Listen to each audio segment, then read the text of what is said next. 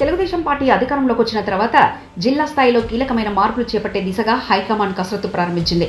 ముఖ్యంగా ఏలూరు జిల్లా అధ్యక్షుడి పదవి ఇప్పుడు రాష్ట్ర రాజకీయాల్లో హాట్ టాపిక్ గా మారింది. 2019 ఎన్నికల తర్వాత గన్ని వీరాంజనేయులు జిల్లా అధ్యక్షుడిగా బాధ్యతలు చేపట్టారు.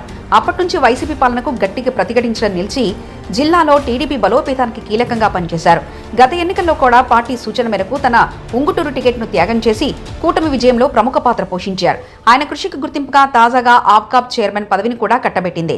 అయితే ఇప్పుడు జిల్లా బాస్థానంలో మార్పు వస్తుందా లేక గన్నీనే కొనసాగిస్తారా అన్నది హాట్ చర్చగా మారింది. ఈ క్రమంలో హైకమాండ్ నియోజకవర్గాల వారీగా అభిప్రాయ సేకరణ ప్రారంభించింది. ఏలూరులో ఈ రోజు జరిగిన కీలక సమావేశంలో మంత్రి గొట్టిపాటి రవి, పార్టీ పరిశీలకులు, నాయకులు, కార్యకర్తలతో విస్తృతంగా చర్చలు జరిపారు. ఈ రేసులో ప్రస్తుతం 4 పేర్లు బలంగా వినిపిస్తున్నాయి. దెందులూరు ఎమ్మెల్యే చింతమనేని ప్రభాకర్, ఏలూరు ఎమ్మెల్యే బడేటి చంటి, చింతలపూడి మాజీ ఎమ్మెల్యే గంటా మురళి ప్రధానంగా చర్చలో ఉన్నారు. వీరితో పాటు మరికొంతమంది నేతల పేర్లు కూడా వినిపిస్తున్నాయి. ఇక పార్టీ వర్గాల సమాచారం ప్రకారం గంటా మురళి రాష్ట్ర నాయకత్వానికి దగ్గరగా ఉన్న నేతగా పేరు పొందారు. ఆయన క్రియాశీలకంగా ఉండడమే కాకుండా యువతలోనూ బలమైన అనుసంధానం కలిగి ఉన్నారని చెప్తున్నారు.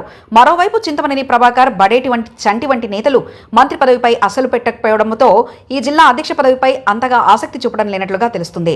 రాజకీయ విశ్లేషకుల మాటల్లో చెప్పాలంటే రాబోయే స్థానిక సంస్థల ఎన్నికలు దగ్గరగా ఉండడంతో జిల్లాలో పార్టీ బలం నిలుపుకోవడమే కాకుండా వైసీపీని పూర్తిగా క్లీన్ గా చేయాలనే ఉద్దేశంతో టీడీపీ హైకమాండ్ బలమైన లీడర్షిప్ ను ఇక్కడ సెట్ చేయాలని చూస్తుంది.